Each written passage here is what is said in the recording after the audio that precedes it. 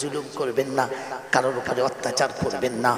বলেন কোন মানুষ যদি জুলুম করে আল্লাহ তাকে কি শব্দ দিয়ে ব্যবহার করেছে? জালিম। হ্যাঁ না না বলে যে জুলুম করে তাকে কি বলে? জালিম।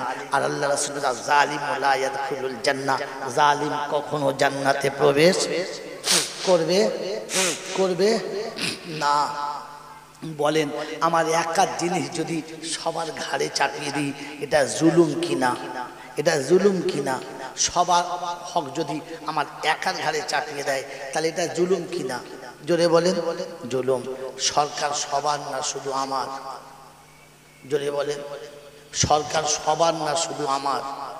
ভাই জোরে বলেন। সরকার সবার না শুধু আমার? সবার। ধর্ম আমার না সবার? ধর্ম শুধু। কথা বুঝে বলেন। ধর্ম কার? আমার।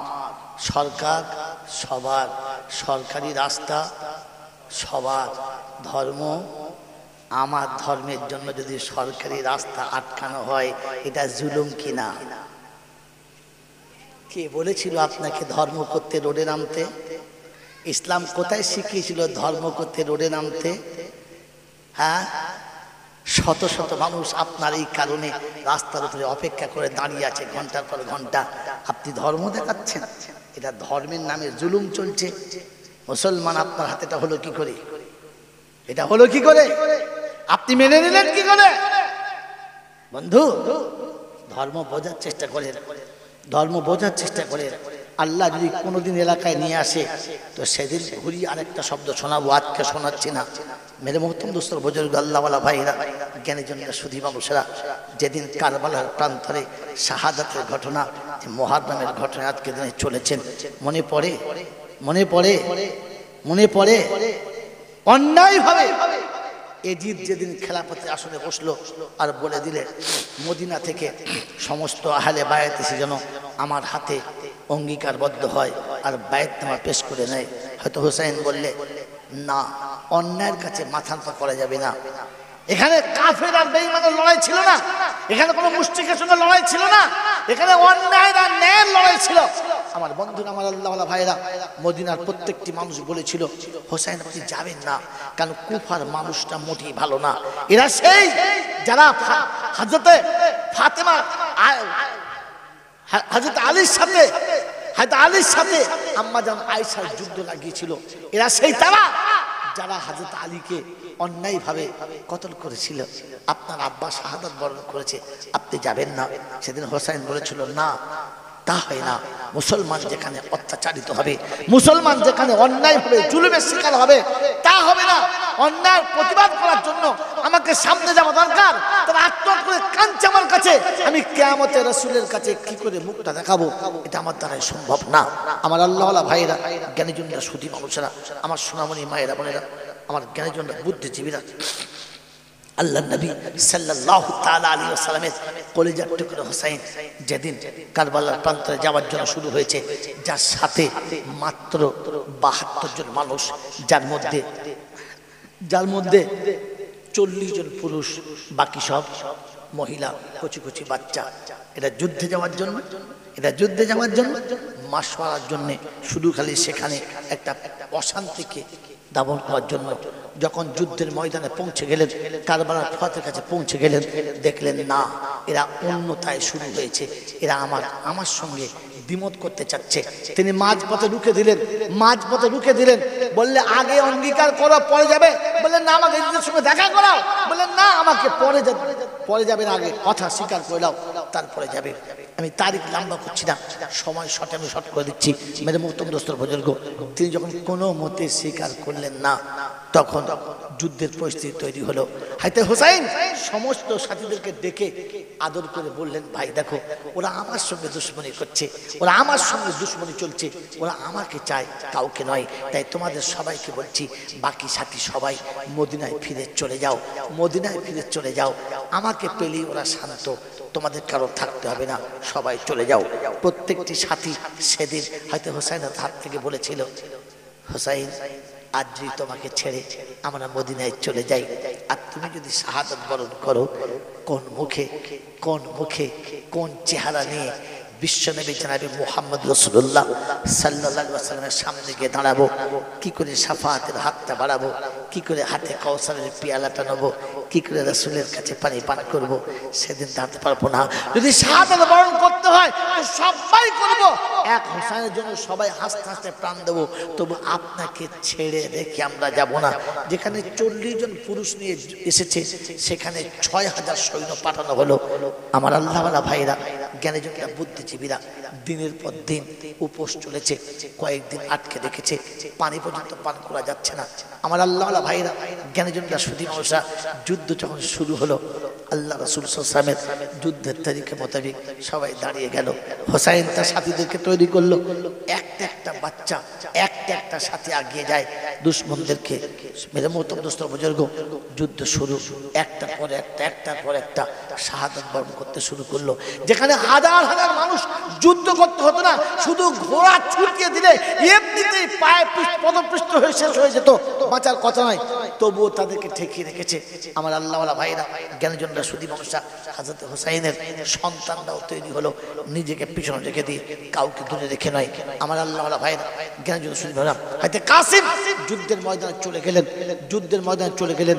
হোসাইনের সঙ্গে আরো 3টে ভাই ছিল, 3-4 ভাই যুদ্ধে একসঙ্গে এসেছে। আমার আল্লাহওয়ালা ভাইরা, যুদ্ধের সবটা শাহাদাত বরণ করে চলে গেছে। কাসিম চলেছে, কাসিম বিন আলী চলেছে যুদ্ধের ময়দানে।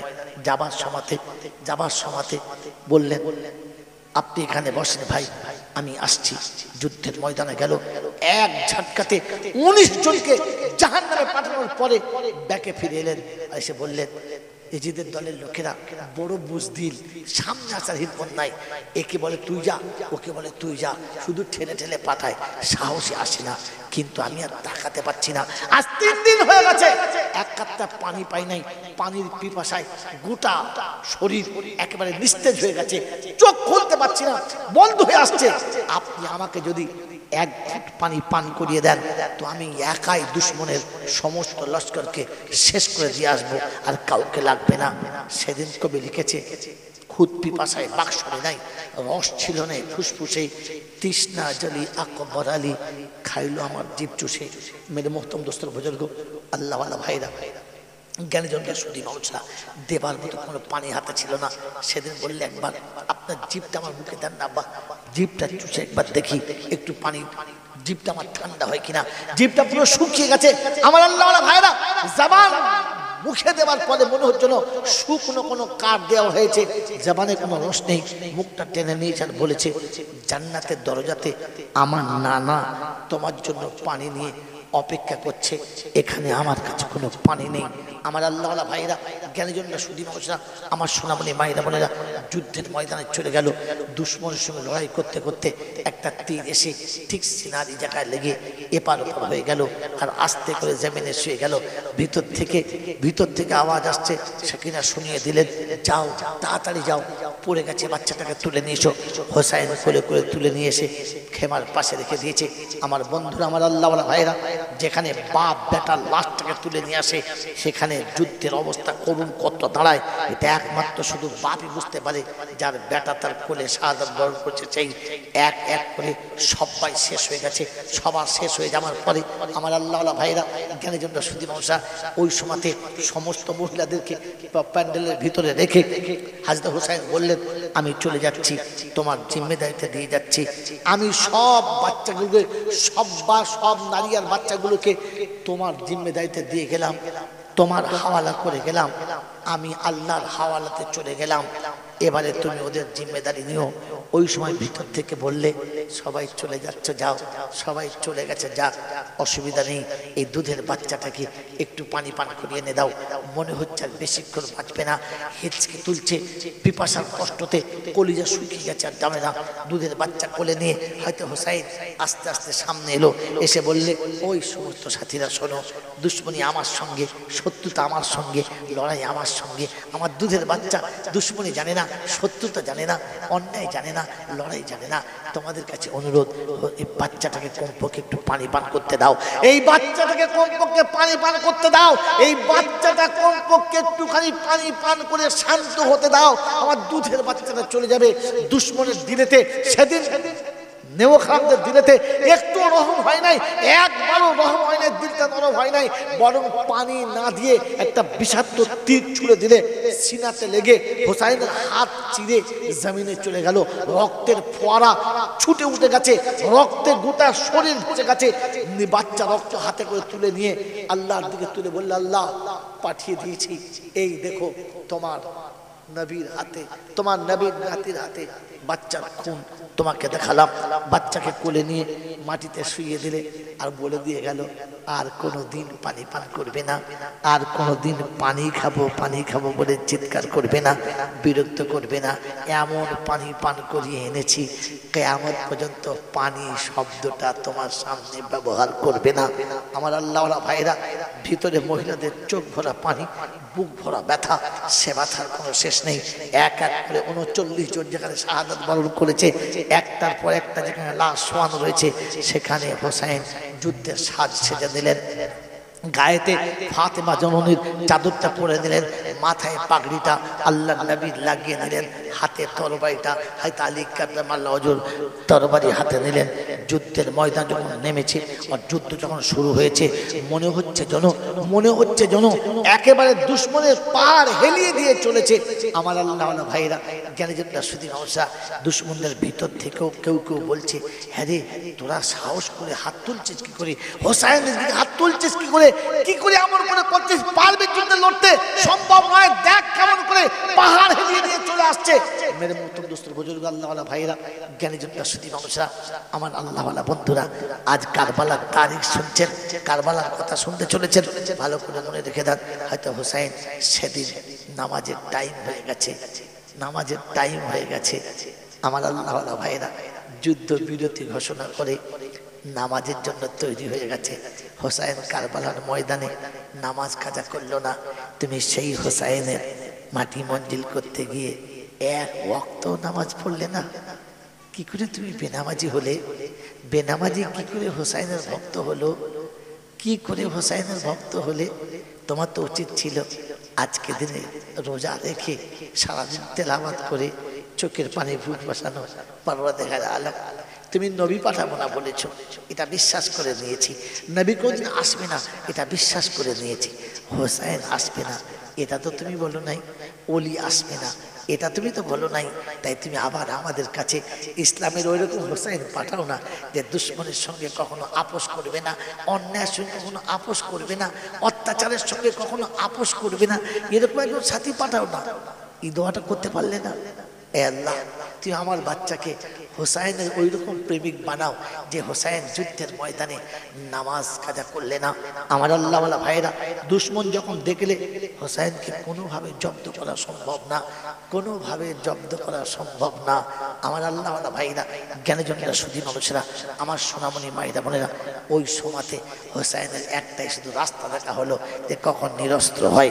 দুশ্মনকে সরিয়ে দিয়ে ফোরাতের কোলে চলে গেছে, হাঁটু পর্যন্ত পানিতে নেমে গেছে, হাতে করে পানি তুলে মুখের কাছে নিয়ে গেছে পান করার জন্য। আমার বন্ধু, আমার আল্লাহওয়ালা ভাইরা, পানিটা তুলে মনে করেছে, চেহারা ভেসে উঠেছে পানির ভেতরে।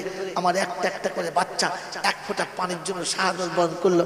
আমি বাপ, সেই পানিটা খাবো যে পানি আমার বাচ্চারা এক ফোঁটা পেল না।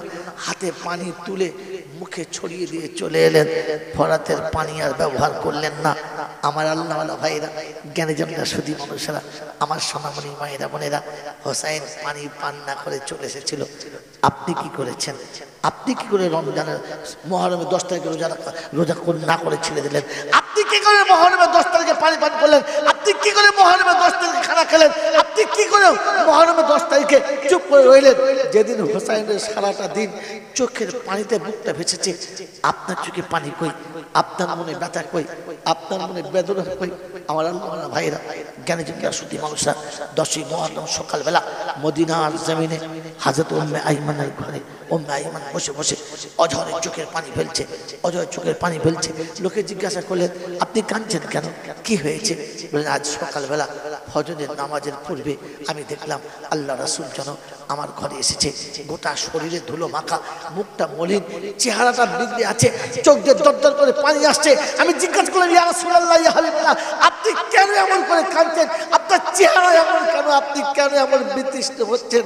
আল্লাহ নবী ঝরঝর করে কেঁদেছে আর বলেছে, আমি এই মুহূর্তে কারবালার মাঠে থেকে আসছি। আমার হোসাইনকে যেখানে শাহাদাত বরণ করা হয়েছে, আমি সেই মাটি দেখে আসছি, সেই রক্ত দেখে আসছি। আমার হোসাইন দুনিয়া ছেড়ে চলে গেছে। আমার আল্লাহ ভাইরা, হোসাইন যেদিন শাহাদাত বরণ করেছে, রাসূল সেদিন মদিনার গলিতে গলিতে ঘুরেছে, গলিতে গলিতে ঘুরেছে। আপনি কি করে হাঁটুর উপরে কাপড় তুললেন? আপনি কি করে মাথার টুপি খুললেন? আপনি কি করে 10ই মুহররমে মসজিদ ভুলে গেলেন? কি করে কোরআন ভুলে গেলেন? হোসাইনের সঙ্গে হাসরে উঠতে চান, কি করে ভুলে গেলেন? কি করে আপনি ভুলে গেলেন? আপনার মনে ভুল এলো কি করে? আপনার মনে ভুল এলো কি করে? মেরে মোহতরম দোস্ত বুজুর্গ, হযরত হোসেন ফরাতের কোল থেকে উঠে যুদ্ধ শুরু হলো। দুশমন দেখলে এটাই প্লাস পয়েন্ট, পানি পান করে নাই, অতএব বেশিক্ষণ টিকবে না। তার মধ্যে নামাজের টাইম চলে এলো। কারবালার মূল প্রান্তের উপরে পবিত্র মাটিতে তায়াম্মুম করে হোসেন নামাজে দাঁড়িয়ে গেল। নামাজে দাঁড়িয়ে গেল, সেজদায় মাথা রেখেছে হোসেন। দুশমন দেখেছে এটাই শেষ সুযোগ, আর না, আর না। নামাজ শেষ হয়ে গেলে হোসেনের গায়ে হাত দেওয়া যাবে। তাই সেদিন বর্ষা হোসেনের সিনার এখানে লাগানো হলো। কাঁপতে কাঁপতে জমিনে পড়ে গেলেন, শাহাদাত বরণ করলেন। মাথাটা কেটে নেওয়া হলো, ধরটা জমিনে পড়ে আছে। মেরে মোহতরম দোস্তর বুজুর্গ, তারিখ মনে রেখে দেন, তারিখ মনে রেখে দেন। সেদিন তরবারির মাথাতে খোঁচা মেরে গেঁথে উপরে হোসাইনের মুন্ডুটা নিয়ে চলে আসা হলো।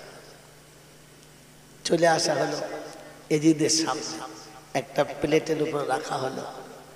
পায়ের কাছে এজিদের চেয়ারে বসে আছে আর বলছে, শোনো, আমাকে না মেনে নেওয়ার কারণে, আমার সঙ্গে না থাকার কারণে কি অবস্থার কি হালাত হয়েছে দেখো। আমার সাথে এখনো পর্যন্ত আল্লাহর মদদ আছে। খুব ঠান্ডা মাথায় কথা মনে রাখবেন, উল্টো তর্জমা করবেন না।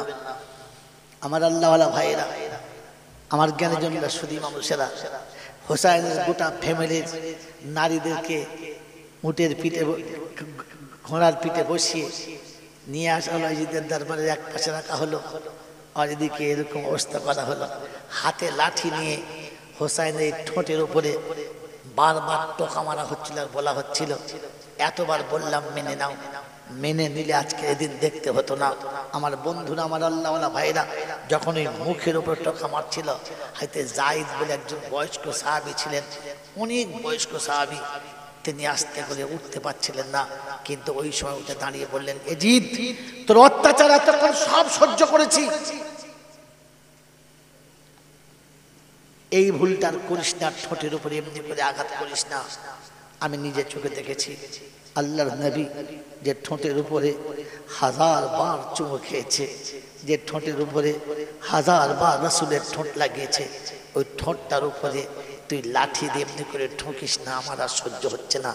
আমি কিন্তু তোর বিপক্ষে চলে যাব, আমি তো দুশ্মন হয়ে যাব। মেরে মোহতরম দোস্তর বুজুর্গ, ওই সময় হোসাইন, ওই সময় বলেছিল, আমার সাথে এখনো পর্যন্ত তার মদদ আছে, আমি হকের উপরে আছি। আমার আল্লাহওয়ালা ভাইরা, আমার জ্ঞানীজনরা, সুধী মানুষরা, এই মুসলমানের বাচ্চারা, তুমি কি এখনো পর্যন্ত আহলে বায়েতের নারীদের মতো হিম্মতলা হবে না? সেদিন আহলে বায়েতের নারীদের ভিতরে পর্দার ভিতর থেকে আওয়াজ এলো, এজিদ, শুনে রেখে দে, শুনে রেখে দে, আজ অন্যায় ভাবে রাজত্ব দখল করে সিংহাসনে বসে আছো, আজ রাজত্ব নিজের কন্ট্রোলে নিয়ে সিংহাসনে বসে আছো, তাই বলছো যে আমি হকের উপরে আছি, আমি বিজয়ী হয়েছি, আমি জিতে গেছি। শুনে রাখো, এই বিজয় বেশি দিন থাকবে না, এ হক বেশি দিন থাকবে না। খালি তাছাড়া পাল্টাতে দাও, পাছাড়া পাল্টা দাও, অদূর ভবিষ্যতে খুব তাড়াতাড়ি এ রাজত্ব চলে যাবে, রাজ সিংহাসন চলে যাবে, এ রাজত্ব তোর হাতছাড়া হবে। শুনে রাখ, কিয়ামত পর্যন্ত হোসেনের নাম শুনলে মানুষ মুহাব্বতে সিনাতে হাত থেকে মুখে চুমো খাবে। তোর নামে কুত্তাও পেশাব করবে না, তোর মুখেও কুত্তাও পেশাব করবে না। শুনে রাখেছি, তোর নাম কেউ কোনোদিন নেবে না, নিতে চাইবে না, ঘৃণায় তোর নাম নিতে কেউ চাইবে না। কিন্তু হোসেনের নামে লোক মুহাব্বতে চুমো খাবে। হোসেন হকের জন্য শহীদ হয়েছে, মুসলমান মরল শহীদ, জিতলে গাজী। দুটো রাস্তাতেই আল্লাহ রাজি। তুই ভাবিস না যে অন্যায়ের সঙ্গে চিরকাল। আমার আল্লাহ ভাইরা, আমার জ্ঞানী যুগের সুদী মশা, এখানে সত্যের সাথে থাকুন, অন্যায় থেকে ফিরে আসুন, সত্যের সঙ্গে থাকুন। সত্যের জন্য চিরকাল মানুষ সাথে ছিল, আছে এবং থাকবে। হোসেন সত্যের উপরে ছিল, ন্যায়ের উপরে ছিল, হকের উপরে ছিল। তাই কিয়ামত পর্যন্ত হোসেনের নামে এখনো ঝান্ডা উড়বে, কিন্তু ইয়েজিদের নামে কোথাও ঝান্ডা তো দূরের কথা, কেউ একটা কে কঞ্চিও কোথাও পৌঁছবে না, কারণ ইয়েজিদের নামের উপরে ঘৃণার ছবি আছে। আমার আল্লাহওয়ালা ভাইরা, জ্ঞানীজনরা সুদী মানুষরা, আমার সোনামণি মায়েরা বোনেরা, সেজন্য আজকে শুনিয়ে দিচ্ছে, শুনে রেখে দেন। আল্লাহ পাক আপনাকে আমাকে ধর্মের উপরে অবশ্যই থাকতে বলেছে, কিন্তু আমার ধর্মের জন্য দেশের মানুষ কষ্ট পাবে, পৃথিবীর মানুষ কষ্ট পাবে, ছাড়া দেশের জাতি বিজাতি কষ্ট পাবে। এটাকে ধর্মের উপরে কলঙ্কিত করা হলো, এটাকে ধর্মকে উজ্জ্বল করা হলো না। আপনি আপনার ধর্মকে আপনার জায়গাতে করুন, আপনার বাউন্ডারির মধ্যে করুন, সরকারি রাজপথে এটা মোটেই সম্ভব নয়। তাই আজ বলে দিয়ে চলে গেলাম, শুনে এই ভালো কাজে আপনি নেকি পাবেন না। 16 পারায় সূরা কাহফের শেষ পয়েন্টে শেষ আয়াত শুনিয়ে দিচ্ছি। আল্লাহ পাক বলেন, আল্লাযীনা দাল্লা সায়ুহুম ফিল হায়াতিদ দুনিয়া ওয়া হুম ইয়াহসাবুনা আন্নাহুম ইহসিনুনা সুনা উলাইকা আল্লাযীনা কাফারু বিআয়াতি রাব্বিহিম ওয়া লিকাইহি ফাহাবিতাত আমালুহুম ফালা নুকিমু লাহুম ইয়াওমাল কিয়ামাতি ওয়াজনা যালিকা জাযাউহুম জাহান্নাম। যারা এরকম মনে মনে করেছে এটাই ভালো কাজ, এ পথে চললে আমি ভালো হব, এ পথেই আমি আমার আল্লাহ রাজি আছে, আল্লাহ পাক বলেন না, আমার হাবিব যেটা দিয়েছে ওটা নিয়ে চলো, ওর বেশি কিছু করতে যেও না, এর বেশি করতে যাওয়াটা তোমার জন্য জুলুম, এটা ভুল পথ। কিয়ামতে এটার জন্য তোমাকে বড় লাঞ্ছিত হতে হবে, কাজ ভালো হলেও কষ্ট পেতে হবে।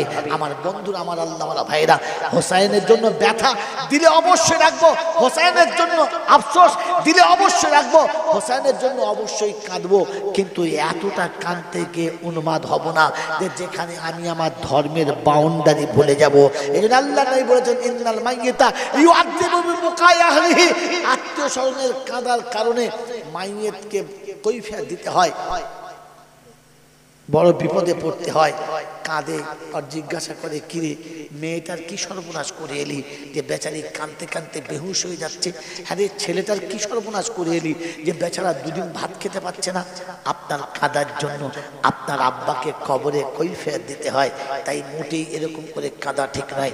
সাহাবীরা বললেন, ইয়া রাসূলুল্লাহ, ইয়া হাবিবাল্লাহ, তাহলে কান্না? বললেন না, আল্লাহ নবীর কলিজার টুকরো বাচ্চা যেদিন দুনিয়া ছেড়ে চলে গেছে, রাসূল কোলে নিয়ে বসে আছে, চোখ দিয়ে দরদর করে পানি আসছে। সাহাবীরা বাবা, রাসূল কাঁদতে বারণ করলেন, অতএব চোখে পানি, কিচ্ছু বললেন না। দাফনের পর জিজ্ঞাসা করলেন, ইয়া রাসূলুল্লাহ, সেদিন বললে কাঁদা যাবে না, আজকে চোখে পানি। আল্লাহ রাসূল বললেন, আত্মনাদ করে নয়, চোখের পানি বিরহের বেদনা। সন্তান চলে গেলে পিতা কাঁদবে, পিতা চলে গেলে সন্তান কাঁদবে, বিবি চলে গেলে স্বামী কাঁদবে, কিন্তু আর্তনাদ করে নয়, বাউন্ডারি ছিঁড়ে নয়, ইসলামের বাউন্ডারি ভেঙে নয়। আমার বন্ধুরা, আমার আল্লাহওয়ালা ভাইরা, জ্ঞানীজনরা সুদী মৌসা, হোসেনের জন্য আফসোস করুন, মসজিদের ভিতরে করুন, বাড়ির ভিতরে করুন, নিজের বাউন্ডারির ভিতরে করুন। আপনি রাস্তার উপরে কেন যাবেন? আপনি কেন পৃথিবীর মানুষকে দেখাবেন যে আমি হোসেনকে ভালো ভালোবাসি, ভালোবাসা কাউকে দেখাতে হয় না, ভালোবাসা মনে চেপে রাখতে হয়। লোকে উঁকি মেরে দেখে নেয়, আপনাকে দেখাতে হয় না। আপনি দেখানোর জন্য রাস্তায় কেন নামবেন, ফুটপাতে কেন নামবেন? আমার বন্ধুরা, আমার আল্লাহওয়ালা ভাইরা, যে ভালোবাসা দেখাতে গিয়ে নামাজ চলে যাবে, যে ভালোবাসা দেখাতে গিয়ে পর্দা চলে যাবে, যে ভালোবাসা দেখাতে গিয়ে ইসলামের বাঁধন ছিঁড়ে যাবে, ও ভালোবাসা ভালোবাসা নয়। তাই তো সেদিন জাফর বিন আবু তালেব যুদ্ধের ময়দানে চলেছে, বিবি বললেন, বিবি জীবনে দেখা হবে না, তাই শেষ কথা বলে যাচ্ছি, আর কোনদিন দেখা হবে না। আমার বাচ্চা দুটো মানুষের মতো মানুষ করো, যুদ্ধের ডাক আসলে পাঠিয়ে দিও, এটাই তোমার শেষ নিষেধ করে চলে যাচ্ছি। বিবি ডুক করে কেঁদে ছুটে এসেছে, বলে, বিবি তুমি কিয়ামতে আমার সঙ্গে দেখা করতে চাও, তাহলে দরজার ওই পারে পর্দার ভিতরে দাঁড়িয়ে যাও, পর্দার বাইরে এসে তুমি কাঁদবে না, তোমার চেহারা যেন কোনো পুরুষ দেখে না। বিবি দেখছে স্বামী শেষবারের মতো চলে যাচ্ছে, মুখ দেখবে, দরজার বাইরে না ভিতরে। ইসলাম শিখিয়েছে আত্মনাদ ভিতরে করা, বাইরে না। আত্মনাদ ভিতরে করা, বাইরে না। এজন্য শুনিয়ে দিলাম বন্ধু, আমার আল্লাহওয়ালা ভাইরা, ভালো কাজ ভালো, ভালো কাজে কারোর ক্ষতি হলে সেটা ভালো না। কোরআন তেলাওয়াত করা অবশ্যই ভালো, মসজিদের ভিতর তেলাওয়াত করা আরো ভালো, কিন্তু গিয়ে যদি দেখেন যে কোনো মানুষ নামাজ পড়ছে, আপনি তেলাওয়াত আস্তে করুন, জোরে তেলাওয়াত করতে পারবেন না, এই তেলাওয়াতটাও ঠিক নাই। আপনি যেখানে তেলাওয়াত করছেন, আপনার পাশে দুটো মানুষ ঘুমাচ্ছে, আপনি এতটা জোরে তেলাওয়াত করবেন না যে তার ঘুমে ব্যাঘাত আবার ঘুম ভেঙে যাবে, এ তেলাওয়াত আপনার জন্য জায়েজ না। যেখানে কোরআন পড়তে গিয়ে ঘুম ভেঙে গেলে তেলাওয়াত করা জায়েজ না, কোরআন পড়তে গিয়ে নামাজে বাধা হলে ও তেলাওয়াত জায়েজ না। হুসাইনের ভালোবাসা দেখাতে গিয়ে পথিকে রাস্তা বন্ধ করা, এটা ভালো হয় কি করে? এটা কি করে মেনে নিলেন আপনি? এটা আপনার মাথায় থাকা দরকার ছিল। ইসলাম কারোর বাধা না, ইসলাম কাউকে বাধা সৃষ্টি করে না, ইসলাম উদার, সবাইকে রাস্তা দিয়ে দেয়। আমার বন্ধুরা, আমার আল্লাহওয়ালা ভাইয়েরা, জ্ঞানীজনরা, সুধী মানুষেরা, আমার সোনামণি মায়েরা, বোনেরা, এই জন্য আপনাদের কাছে শেষ কথা বলে দিয়ে চলে গেলাম। ইসলাম আমার কাছে আল্লাহর হুকুমের উপরে, আল্লাহর হুকুম মেনে নিলে তবে ইসলাম, তা না হলে না। নবীর হুকুমের কথা বলার সময় আর রইল না। আল্লাহ যদি কখনো আবার সাক্ষাৎ করায়, তো সেদিন শোনাবো আমরা আমাদের নবীর কথা মতো চলে কিনা। এতক্ষণ পর্যন্ত শুধু কোরআনের আয়াত শোনাচ্ছিলাম, যে আল্লাহ যেগুলো বলেছে আমরা তা বিশ্বাস করি, মুখে বলি হ্যাঁ, কিন্তু আমলে আনতে পারলাম না। কেন আনতে পারলাম না? বেশ কিছু বক্তা বলে কথাগুলো মিথ্যা, ভালো না। দেখলে বাবা বোকা উল্লাহ বকে গেল, শোনা উল্লাহ শুনে গেল, কিছুই হলো না, এই কান্দে ঢুকলো ওই কানে বেরিয়ে গেল, বলে না, বলে না, মিথ্যা কথা। এটা লাঠি নিয়ে আসেন, হাই সাহেবের কানে ভরে দেখে ওই কানে বেরোবে? তো লাঠি যখন বেরোয় না, কথা কি করে বেরোলো? এটা ভুল কথা, কানে ঢুকে বেরোয় না। শুনে রেখে দেন, শেষ কথা, শেষ ট্যাবলেট। কথা বুঝে আসলে ভোলা সম্ভব না, শুনে গেলে ভুলে যাওয়া সম্ভব, আর বুঝে এলে ভুলে যাওয়া অসম্ভব। বুঝে আসলে ভুলে যাওয়া অসম্ভব, আর শুনে গেলে ভুলে যাওয়াটাই সম্ভব। এতক্ষণ যা শুনেছেন যদি বুঝতে পারেন, ভুলবেন না। নবী যে কথাগুলো বলতেন সাহাবীদের কাছে, ওই কথাগুলো নবীর নিজের না, সব আল্লাহর কথা। আর ওলামারা যে কথাগুলো বলে উম্মতের কাছে, কথাগুলো ওলামাদের কথা না, সব কোরআন হাদিসের কথা। কিন্তু নবীর কথা সাহাবী শুনে বুঝেছেন, তাই বাসর রাতে বিবি রেখে সকালে যুদ্ধ করেছেন। আপনি আমি কথা বুঝি না, তাই ফজরের নামাজ কাজা করে শুয়ে থাকি, নামাজ পড়ি না, কারণ আমি বুঝি না। হ্যাঁ না বলেন, বুঝেছেন? জোরে বলেন। আজ পর্যন্ত জলসা যা শুনেছি তা একটু হলেও তো বুঝেছি। হ্যাঁ না বলেন, জোরে বলেন হ্যাঁ না। মায়ের পায়ের তলাতে জান্নাত, মায়ের পায়ের তলাতে, জোরে বলেন, জান্নাত। এই কথাটা ওলামারা বলতে বলতে মরে গেল, আর আজও সারা জীবন বলছে, আর কিয়ামত পর্যন্ত বলবে। এই কথাটা কি আমি বুঝেছি? বুঝেছি? বুঝি নাই। বুঝলে মা বাপ কোনোদিন কষ্ট পেত না, আর বুঝি নাই বলে কষ্ট পাচ্ছি। আজও মা বাপের সম্মান করতে পারি নাই, শুধু শুনেছি মায়ের পায়ের তলায় জান্নাত, কিন্তু এখনো পর্যন্ত বুঝতে পারি নাই, তাই করতে পারি নাই। আমি বুঝেছি ছেলে চাকরি করলে সুখ হবে, তাই জমি বিক্রি করে ঘুষ দিয়েছি। হ্যাঁ না জোরে বলেন। আমি শুনেছি আমার বিশ্বাস, আমি বুঝেছি যে আমার ছেলের ভবিষ্যতের জন্য একটা বড় বিজনেস করে দিলে লাভ হবে, তাই নিজের সব কিছু বেচে বিজনেস করেছি। মায়ের পায়ের তলায় জান্নাত, আর জান্নাত আমার পাওয়া দরকার। এটা যদি বুঝতাম তাহলে পৃথিবীর কারো কথায় মাকে কোনোদিন ছোট করতাম না, মাকে কাছে রাখতাম। আজ পর্যন্ত জলসা শুনেছি, সত্যি বুঝেছি, সত্যি বুঝেছি, বুঝি নাই। আর একটা নমুনা বলে যাচ্ছি, এতগুলো ভুলে গেলে ওটা ভুলবেন না, ওটা ভুলবেন না। যতবার বিয়ে করে শ্বশুর বাড়ি গেছেন, শাশুড়ি বলেছে আব্বা ভালো আছো, তোমার মা ভালো আছে আব্বা, শরীর ভালো, হ্যাঁ খুব হাসি মুখে মুখ নিচু করে ফেরেশতার মতো বসেছো, দেশি মুরগি খেয়েছো, ডিম খেয়েছো, খাতির যত্ন পেয়েছো, হ্যাঁ না না পেয়েছো। মোটামুটি 30 বছর খাতির হয়েছে। এই 30 বছর পরে শ্বশুর বাড়িতে কোনো কার মতো স্বামী স্ত্রী একটু ঝগড়া হয়েছে, আর ঠাস করে বিবির গলাটা চড় মেরেছো, শাশুড়ি দেখতে পেয়েছে, আর দেখতে পেয়ে বলেছে না আমার মেয়েকে মারবে না, মারবে না মানে আবার এক ঘা দিয়েছে। তো শাশুড়ির মনের দুঃখে বলে বলেছে এই শুয়োরের বাচ্চা জীবনে আমার বাড়ি আসবি না, খালি একবার বলেছে শুয়োরের বাচ্চা আমার বাড়ি আসবি না। 30 বছর আব্বা বলেছে, মনে নাই, এই একবার শুয়োরের বাচ্চা বলেছে, আর শ্বশুর বাড়ি যাবে, বললে বলবে তোর মা তো বলেছে আমার শুয়োরের বাচ্চা আসবি না। এই কথাটা বুঝে এসেছে তাই মনে রেখেছে, আগেরগুলো বুঝে নাই তাই ওগুলো মনে, জোরে বলেন, নাই। আমার কাছে আসতেই হবে, পালিয়ে যেতে পারবি না, হিসাব তোকে দিতেই হবে, কানা করি ছাড়বো না। অতএব হিসাব আপনারও নেবে, হিসাব আমারও নেবে, কারোর হিসাব থেকে রেহাই হবে, জোরে বলেন।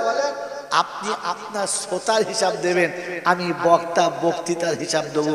আমাকে জিজ্ঞাসা করবে, আপনাকে প্রথম জিজ্ঞাসা করবে, পরে আমাকে, আমাকে প্রথম নয়, প্রথম আপনাকে। যদি বলেন কোথায়, চলুন চলে যাই কোরআনের পাতায়, হ্যাঁ না বলেন। ওয়াসিকাল্লাযীনা কাফারু ইলা জাহান্নামা যুমারা হাত্তা ইযা জাউহা ফুতিহাত আবওয়াবুহা وقال لهم خزنتها ألم يأتكم رسل منكم يتلون عليكم آيات ربكم وينذرونكم لقاء يومكم هذا قالوا بلى। 24 পারা সূরা জুমারের 70 নম্বর আয়াতে আল্লাহ পাক শোনাচ্ছেন, প্রথম জাহান্নামের কাছে যাবে তো ফেরেশতা জিজ্ঞাসা করবে, কিরে তোদের কাছে কোরআন হাদিস বলার মতো কেউ যায় নাই, আলেম ওলামারা যায় নাই, জলসা টলসা হয় নাই? বলে হুজুর এসেছিল মওলানা, বড় পীরের ঘটনা, দাদা পীরের ঘটনা, আল্লামা হুজুরের ঘটনা বলবো একটা, শুনবেন কি না? তো সেদিন আল্লাহ জিজ্ঞাসা করবে, আমি ঘটনা শোনার জন্য তোকে পাঠাই না, ডাক দেখি মওলানা। ওয়ায়াউমা ইয়াকুলু নাদু, আজকে আল্লাহ পাক বলেন ডাক্তারদেরকে, সেদিন ডেকে বলে মওলানা কি শুনিয়েছ বলো? আমি বলেছিলাম ফাযাক্কির ইন্নামা আনতা মুযাক্কির লাস্তা আলাইহিম বিমুসাইতির। আমি আল্লাহ পাক শুনেছি, আমার কথা শোনাবি, আমার কথা শোনাবি, আমার কথা শোনাবি, কারোর কথা না। কারটা শুনিয়েছি? বললে হুজুর শুনে রাখেন, ওই বুড়ি মায়ের নৌকাটা নদীতে ডুবে গেছে, 12 বছর পরে নদীর কিনারায় বসে বসে কাঁদছিল। বড়বীর আব্দুল কাদের জিলানী রাহমাতুল্লাহ আলাইহি রাস্তা দিয়ে যেতে যেতে বলেছে, বাবা বুড়ি মা এখানে বসে বসে কেন কাঁদো গো মা? বলছে বাবা আমার ছেলে বিয়ে করতে গিয়েছিল বাবা নদীতে ডুবে।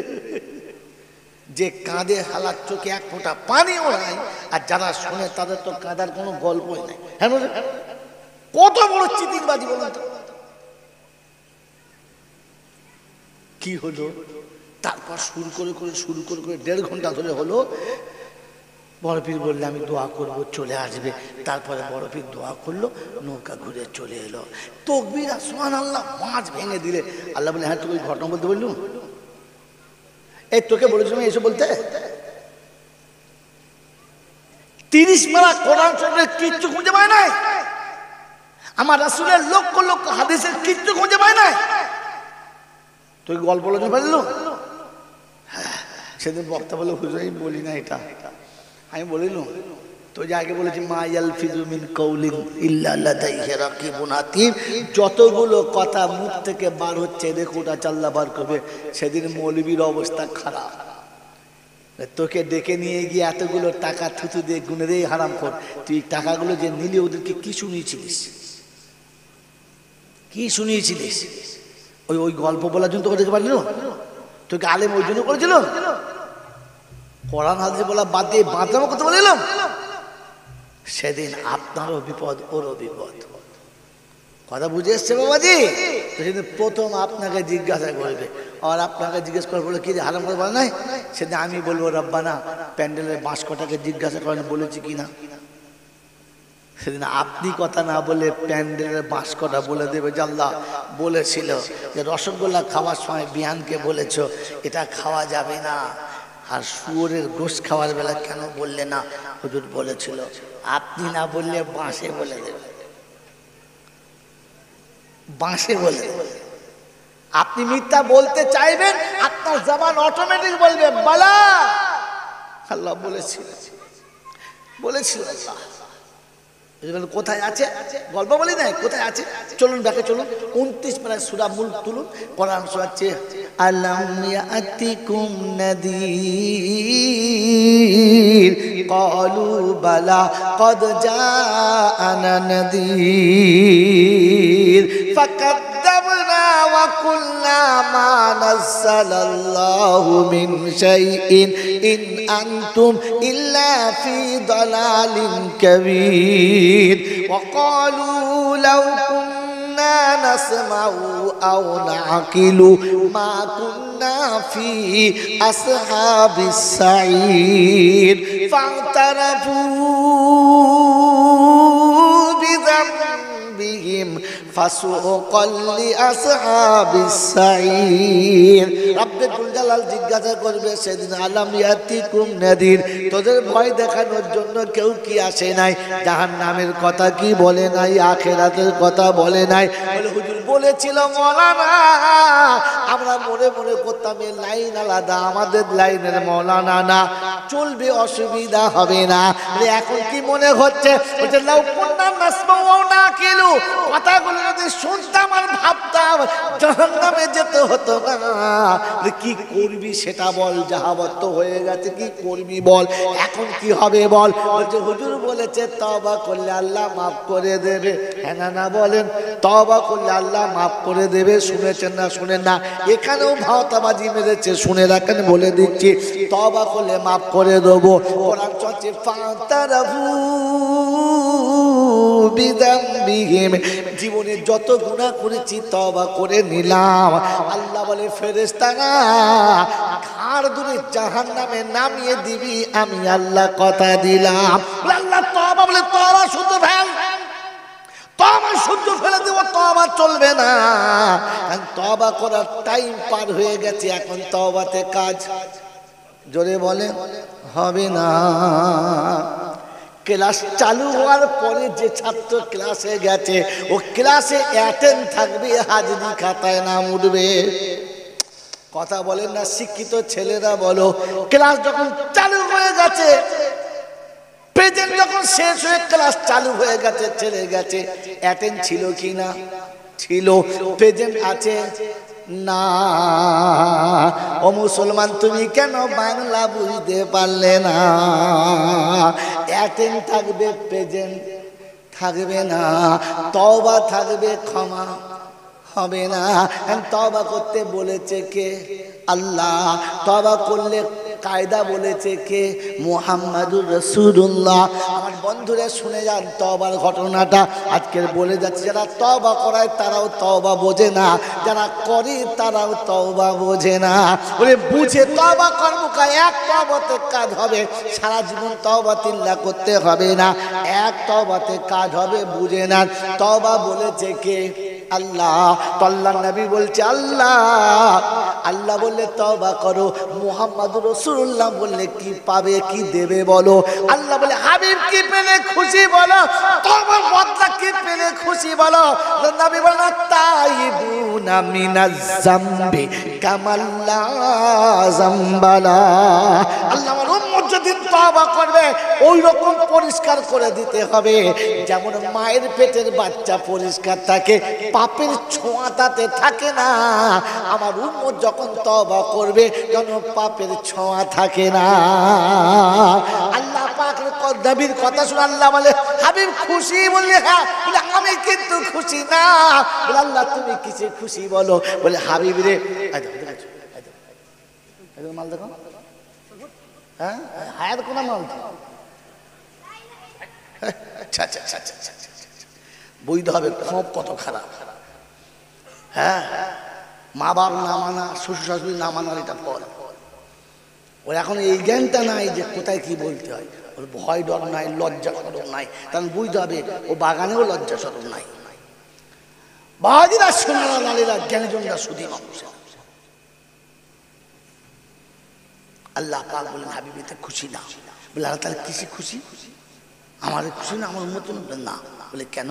বলে শোন, তুই তো বললি গুনাহ মাফ করে দিতে, আমি আল্লাহ তোর কথা মতো গুনাহ মাফ করে দেবো। আর আমি খুশি হব জীবনে যতটা গুনাহ করেছিল অতটা নেকি ভরে দিয়ে খুশি হব। বলে সুবহানাল্লাহ। ওই রাসূল বললে গুনাহ মাফ হবে, আর আল্লাহ বলে গুনাহ মাফ হওয়ার পরে অতটা নেকিও আমলনামাতে দেওয়া হবে। তওবা করবেন ইনশাআল্লাহ। নবী খুশি না নারাজ? আমরা খুশি না নারাজ? আল্লাহ বলে আমার একটা শর্ত থাকবে। ফিরিতে হবে না, আমার একটা শর্ত থাকবে। বলেন শর্ত নেব ইনশাআল্লাহ? তো তুলন কোরআন শরীফের পাতা নিন। ওয়াকিমুস সালাতা ওয়া আতুজ যাকাতা। খালি শুনিয়ে দিতে লা তাকানা তুমি রাহমাতিল্লাহ, আর এতেই রাখবা চিৎপাতে সুবহানাল্লাহ। দেখ বোকা কথা শুনে রাখেন, তবে শুনে ওয়াকিমুস সালাতা ওয়া আতুজ যাকাতা ওয়া আকরিদুল্লাহ কারজান হাসানা ওয়া মা তুকদ্দিমু লিআনফুসিকুম মিন খাইরিন তাজিদুহু ইনদাল্লাহ ওয়া খাইরান ওয়া আজামা আজরা। জোরে বলেন, মাইক বলেন, মাইক বলেন, বলে আস্তাগফিরুল্লাহ। কি বুঝাইলো? তওবা এখানে বেনামাজির তওবা কবুল, যারা এশার নামাজ পড়ে নাই ওদের তওবা কবুল আগে হবে।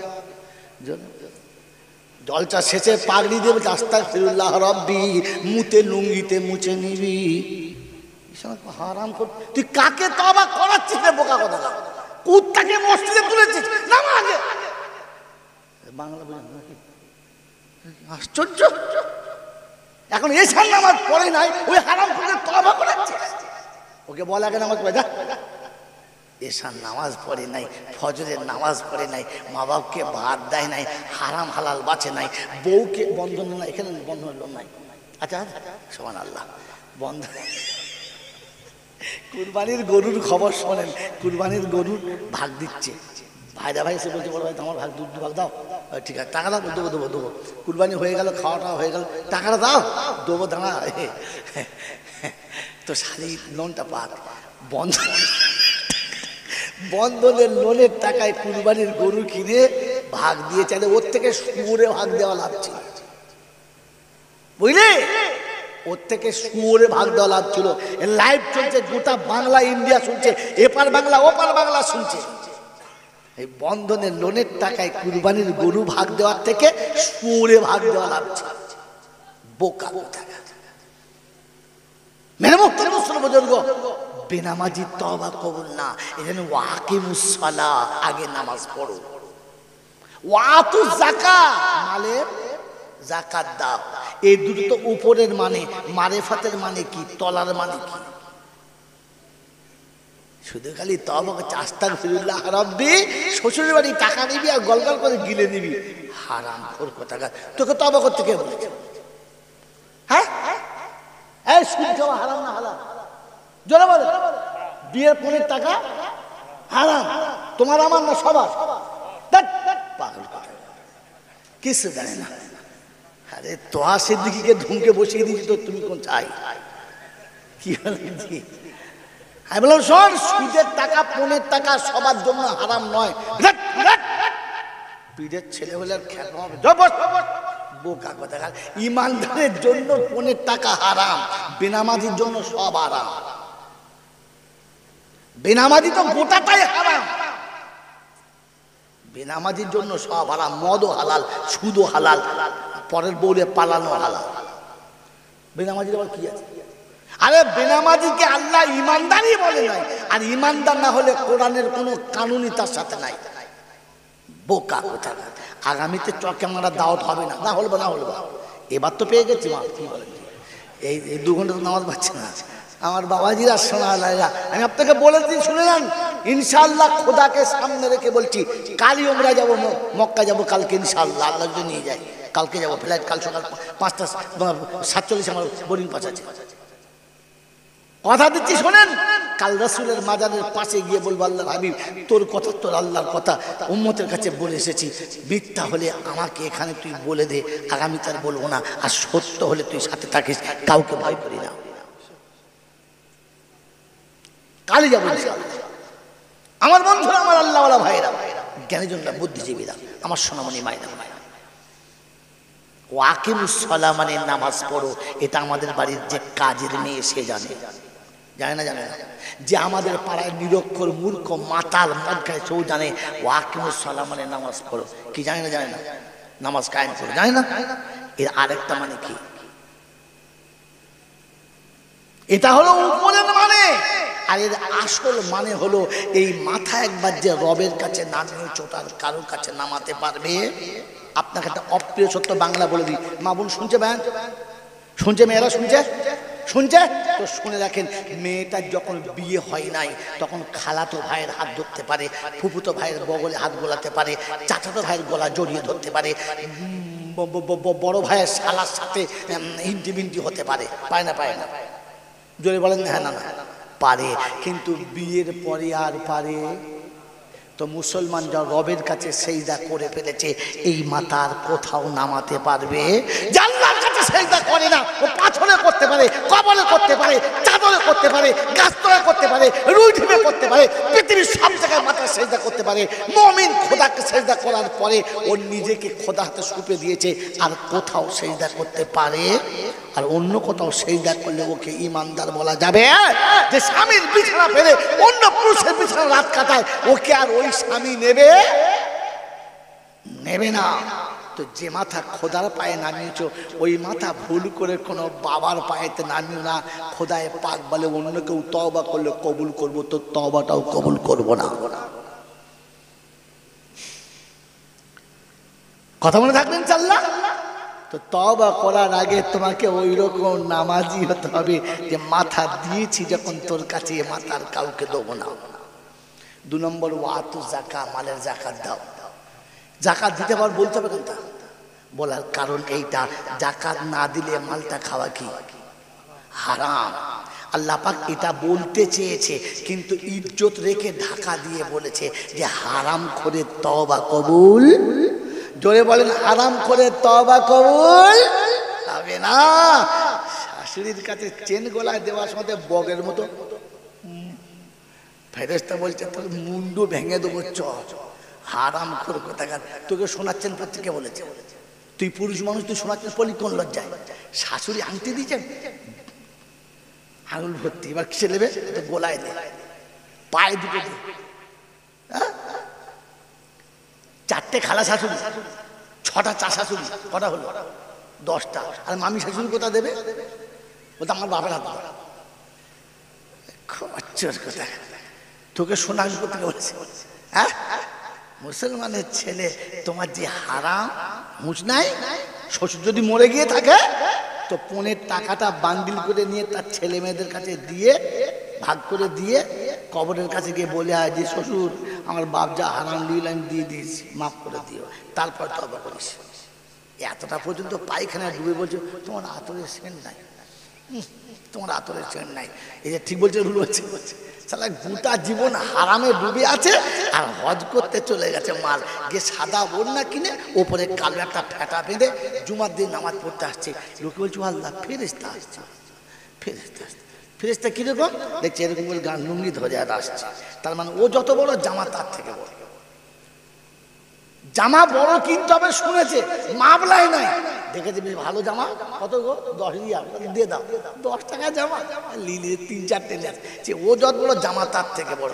পরে দেখে মাটি পর্যন্ত ঝুলে গেছে, বউ বলছে কি জামা, বলছে চিন্তা নাই ধরে নেবো। এরকম ধরে যখন মসজিদে আসছে ফেরেশতা চিন্তা করছে আজকে মুসলমানি হলো না, কি বলতেন নাই তোমাদের কোনো এরকম হয় না, হয় না? আরে তোমার জামা পরার এখন স্টাইল নাই, হ্যাঁ মোচমানি দেওয়া ছেলের মতো সামনের দিকে এনে ধরে ধরে আসছে। লোকে বুঝতে পারলে পাড়ার নতুন বউ হেসে মরে যাবে, হাঁড়ি বাসন ভেঙে যাবে ঘাটেতে। করেছে কি হাজি সাহেবের, আজকেই করেছে জুমার দিন। জ্ঞানগম্য থাকতে হয় বোকা কথাকার। হ্যাঁ আল্লাহ আপনাকে আমাকে ভাবার তৌফিক দান করুন, বলুন আমিন। ওরে হাজি সে হাজরি দেয় যে, হাজিকে হাজরি দেয় যে, হাজিরা প্রথম পরে কাপড়টা কি এহরাম, কি পরে আমার ব্যাগ আগুন খোদার কসম, আমার ব্যাগ টানুন, আমার ব্যাগ এনেছে, আমার ব্যাগের ভিতরে এহরাম প্যাকিং করে আজকে ভরে নিয়েছে, এখন এহরাম আমার ব্যাগে ভরা আছে। তো হাজিরা এহরামের কাপড় পরে, মানে কাপড়ের কাপড়, কিসের কাপড়? আচ্ছা কাপড়ের কাপড় যে পরেছে ওরা দুনিয়ার আশা আছে, ও শালা হজ করতে যাওয়ার সময় বলে যাচ্ছে কাঁদিনি চলে আসবো। ফেরেশতা চিন্তা করছে হারামের আওলাদ, ওরে এরকম কান্না তুই মদিনায় কাঁদতে তুই ফেরেশতা হয়েছে, সারা বোরা দোটা কেঁদেছে। আমি দেখে বলছি মিথ্যা কথা, আল্লাহর কসম মিথ্যা কথা বলি। রমজান মাসে ওমরা করতে গেছি, জেদ্দায় নেমে ফোন করছে সেই খেয়েছিস, আমার বলছে সারা পিছনে এমন লাভ মাঝে তো কোমর রেখে দিই, আরে ও সেই খেয়ে থাকে তোর তো বলতে বলেছে, তুই সেই খেয়ে তাই বল। রমজান মাসে ওমরা করতে গেছে, জেদ্দায় গিয়ে ফোন করছে বউকে সেই খেয়েছিস। আমার মনে মনে আমি বলেই ফেললো, নাম আর বলবো নামটা বলে ফেললে আল্লাহ মাফ করুক, নাম বলে গুণা হবে তাই বলে যায়। আমি ভাই একটা কাজ কর, ভালো দিকে দুটো গামছা কিনে নবদ্বীপের নদীতে ডুবে চলে যেতিস, হাজি হয়ে যেতিস, নবদ্বীপ হাজি তোকে তোকে আর তাহলে বম্বে সাগরে ডুবে চলে যেতিস, বোম্বাই হাজি। খেয়ে কাজ পাই নাই, এখান থেকে কাপড়ের কাপড় পরে মক্কায় গিয়ে ফোন করছে সেই খেয়েছিস কিনা, ওর নাম হাজি। ও আবার সেই হজ করে চলে এসে বাস সেই একই ব্যবসা, সে আগে যাচ্ছে 2 নম্বরই ব্যবসা, সেই একই ব্যবসা। হ্যাঁ না বলেন না? তার মানে হাজিরই নাই, কারণ কাফনের কাপড় পরে প্রথম কি বলেছে, এই কাফনের কাপড় পরে প্রথম কি বলেছে, লাব্বাইক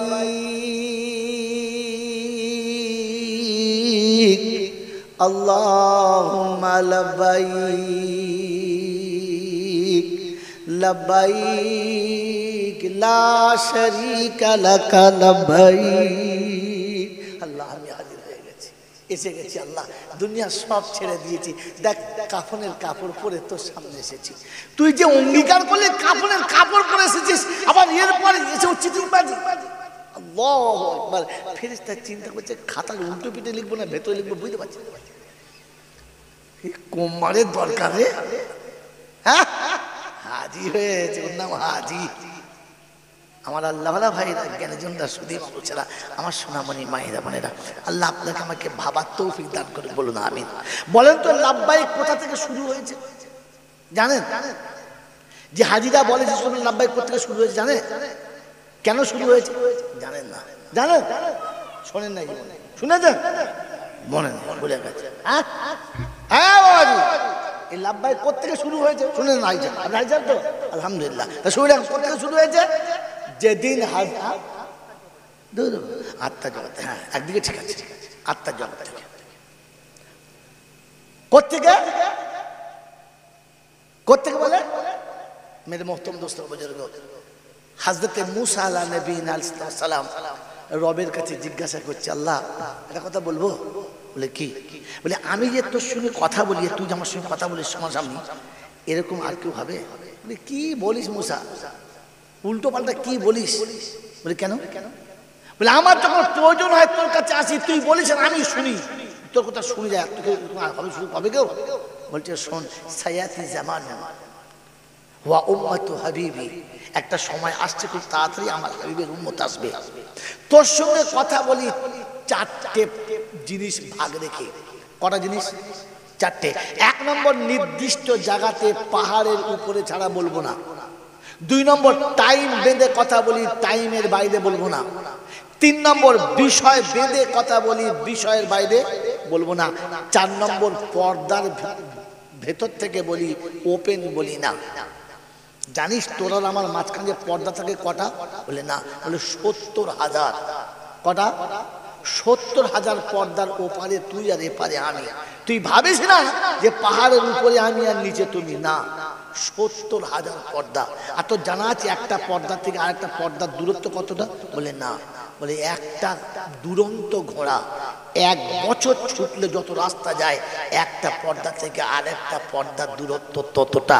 এরকম ৭০,০০০ পর্দার ওপারে আমি আর এপারে তুমি, এই এতগুলো চারটে মাপকাঠির ভিতরে কথা বলি।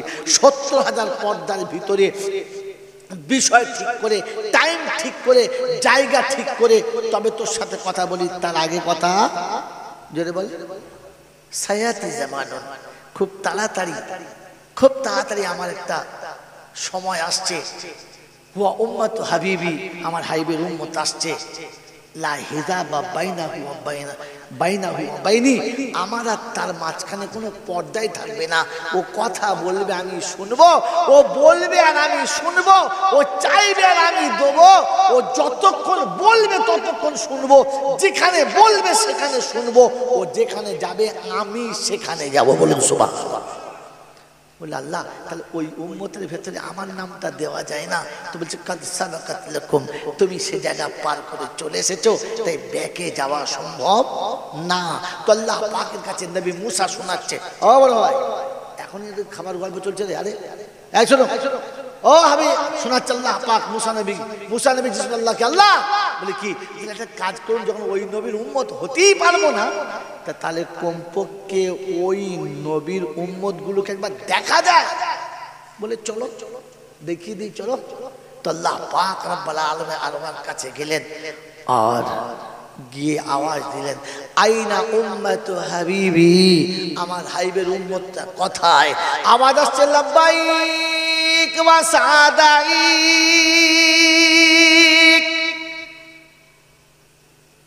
আল্লাহুম্মা লাব্বাইক ওয়া সাদাইক। নবী মুসা অবাক, স্তব্ধ, হতভম্ব হয়ে গেছে। আল্লাহ কি মুসা, কি ব্যাপার? বলছে আল্লাহ, এই শব্দে যে রবের জবাব দেওয়া যায়, এটা আমি নবী মুসাই জানতাম না। আমার জান ভরে গেল যে সত্যি সাড়া দেবার কায়দা জানলে হাবিবের উম্মত জানে। বলে পছন্দ তোমার? বললে হ্যাঁ। বলে পছন্দ আমার, তাই শুনিয়ে দিচ্ছে, আমার হাবিবের উম্মত যখন যাবে, আমার ঘরে যখন হাজরি দেবে, এই শব্দটাই দিয়ে শুরু হবে, লাব্বাইক আল্লাহুম্মা লাব্বাইক।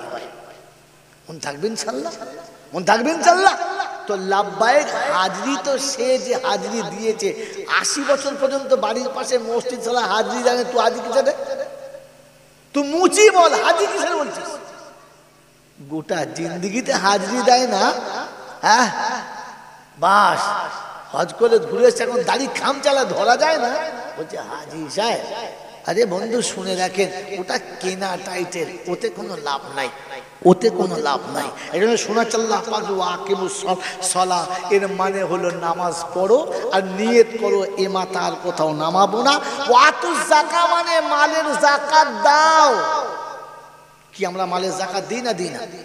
বলেন আরে বছরের শেষে বন্ধনের লোনের টাকা যেমন হিসাব করে দিই, 1 টাকা কম দিই না, যেমনি করে এলআইসির কোম্পানির কাছে যে টাকা লাইফ ইন্স্যুরেন্স করেছি, লাইফ ইন্স্যুরেন্স টাকা 1 টাকা হিসাব করে দিই, কম করে দিই না। কসম খোদার বলছি, বুকে হাত দিয়ে বলেন যে বছরের শেষে আমার মালের হিসাব করে টাকা দিয়েছি, 1 টাকা কম দিই না। বলেন হিসাব করে টাকা দিয়েছি। একে 10 টাকা, ওকে 5 টাকা, মাদ্রাসাকে 200 টাকা, ওই মাদ্রাসাকে 500 টাকা, জাকাত শেষ। কি হিসাব করে দিলি তুই? বিনা হিসাবে জাকাত দিতে গিয়ে যদি গোটা সংসারের সব দাও, দান হবে, জাকাত হবে না। ওলামাদের জিজ্ঞাসা করো, ওলামাদের জিজ্ঞাসা করো। কানুন তোমার বাপের ঘর থেকে বানালে ইসলাম মানে না, ইসলামের কানুন মেনে নিলে তবে রেহাই, আর তা হলে ঢুকলি পেটাই, বাঁচাবার কেউ নাই। মন থাকবে ইনশাআল্লাহ। তাহলে আমি জীবনে এখনো পর্যন্ত যা বজায় গেল আল্লাহর হুকুম মানি না।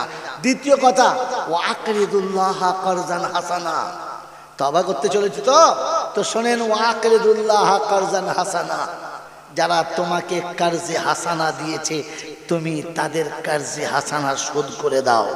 মন থাকবে ইনশাআল্লাহ।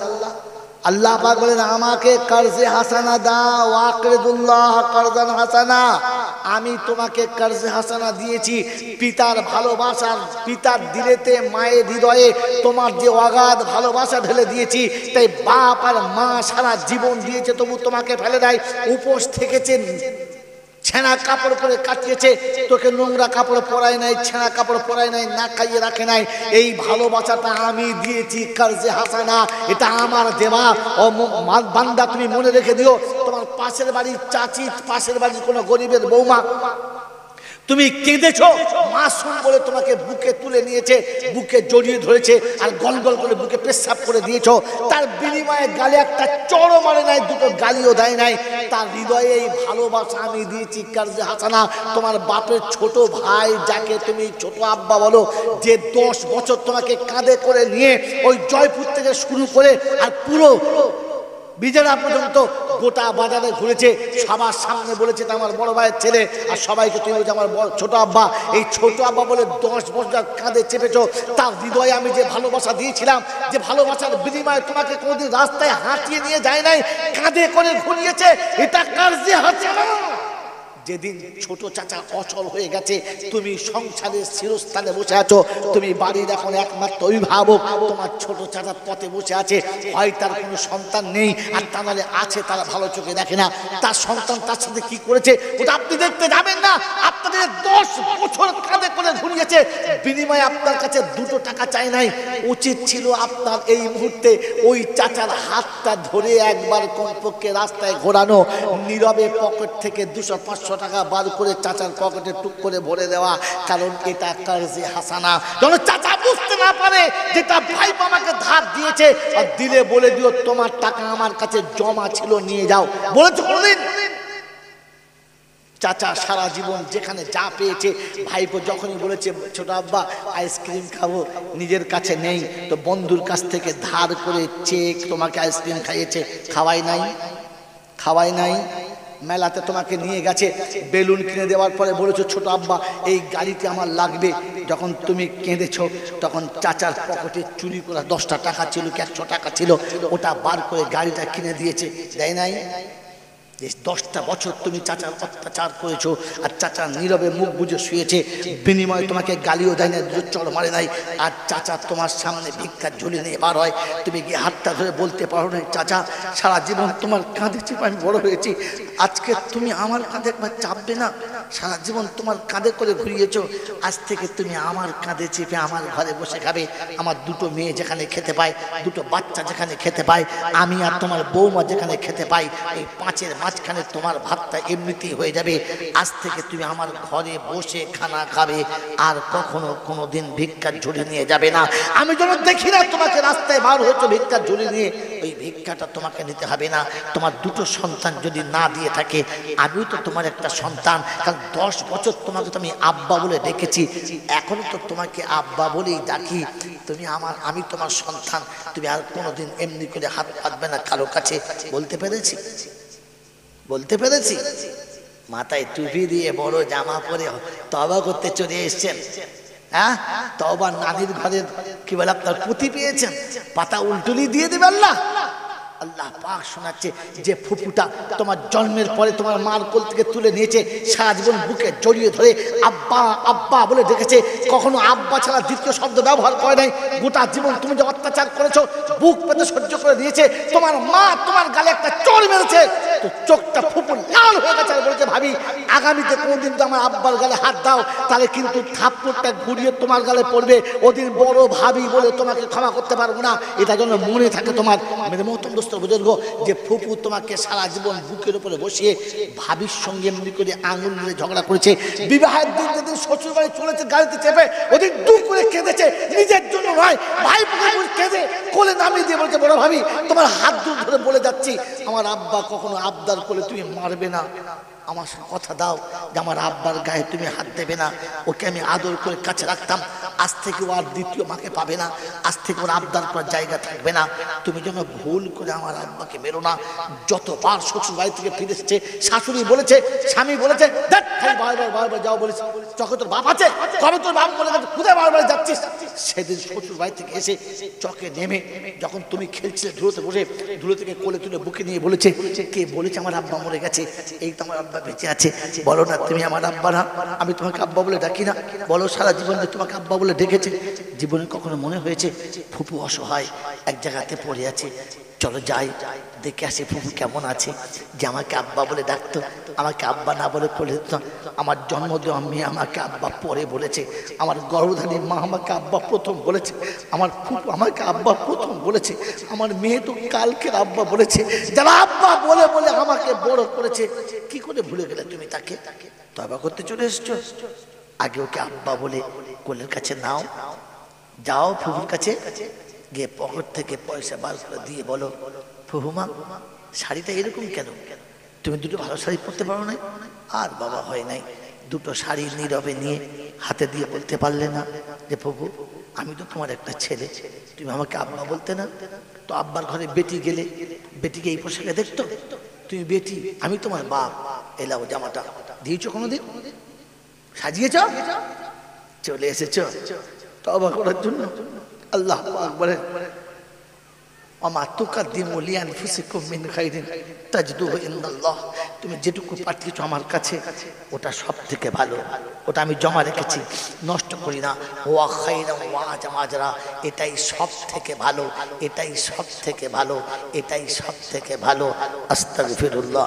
আবহাত তোল, আবহাত তোল, তোল, নামাজ আদায় করেছিস, যাকাত দিয়েছিস, এতিমের ভালোবাসা নিয়েছিস, তোল হাত তোল, তোর হাত তুলতে দেরি আমি আল্লাহ ক্ষমা করতে দেরি করি না, বলুন সুবহানাল্লাহ। কোরআন তো ইল্লা মান তাবা ওয়া আমানা ওয়া আমিলা আমালান সালিহা ফাউলাইকা ইউবাদদিলুল্লাহু সাইয়্যাতিহিম হাসানা। আল্লাহ পাক বলেন বান্দা যখন এমনি তওবা করেছে আর পাল্টি খেয়ে চলে এসেছে, আমলে সালিহা করেছে, আমি আল্লাহ পাক প্রথমে গুনাহটা মুছে দিয়েছি আর আমার কুদরতি হাতে ওখানে নেকি দিয়ে ভরপুর করেছি। কিয়ামতের ময়দানে কেউ যেন বুঝতে না পারে যে আমার বান্দার পাপ ছিল, খাতা কেটে দিয়েছে। বন্ধুরে, দুনিয়ার আদালতে আপনার নামের যতগুলো কেস হয়েছিল কেসগুলো ফলস হয়ে গেছে, কিন্তু আপনার নামের কেসটা খাতাতে রয়ে গেছে, ডায়েরি থেকে নামটা মুছে যায় নাই। কিন্তু আল্লাহ পাক বলে কাল কিয়ামতের ময়দানে তোমার খাতা যখন রাখা হবে পৃথিবীর কোনো মানুষ দেখে বুঝতে পারবে না, ইহা থেকে ফেরেশতারাও বুঝতে পারবে না যে বান্দার এই জায়গাতে পাপ ছিল, কেটে দেওয়া হয়েছে, বরং খাতাটা এমন করে নতুন সাজানো হবে যে মনে হবে যেন এর জীবনে পাপই হয় নাই, সব মুছে দেবো। আল্লাহ পাক রব্বুল আলামিন বলে তওবা করার জন্য আমি তোমাকে তিনটে শর্তে আমার কাছে পাবো, তবে তোমার জন্য তওবা। মনে রেখে দেন, শুধু তওবা করলে কবুল হবে না। তাই আল্লাহর নবী নিজের চাচা আবু তালিবকে কবরে শোবার সময় বলেছে, আম্মি মা তারাকতু লিসাবিল, চাচা তুমি আমার জন্য কোনো সুযোগই রাখলে না যে আমি নবী তোমার জন্য তওবা করি, কারণ বেনামাজির কোনো তওবা কবুল হবে না। ঈমান না থাকলে তওবা কবুল, বেনামাজিকে ঈমানদার বলে আল্লাহ স্বীকারই করে না। আমার বন্ধুরে, আমার আল্লাহওয়ালা ভাইরা রে, এজন্য শায়েখ বড় পীর আব্দুল কাদের জিলানী গুনিয়াতুত তালিবিন কিতাবে শায়েখ লিখেছেন যে বেনামাজি মারা গেলে মুসলমানদের কবরস্থানে দাফন করো না, আলাদা দাফন করো, কারণ ও কবরে শোবে না আর পাশে যারা আছে ওদের শুতেও দেবে না। বন্ধু আমার আল্লাহ ভাইরা, জ্ঞানীজনরা, সুধী মানুষেরা শুনে রাখেন।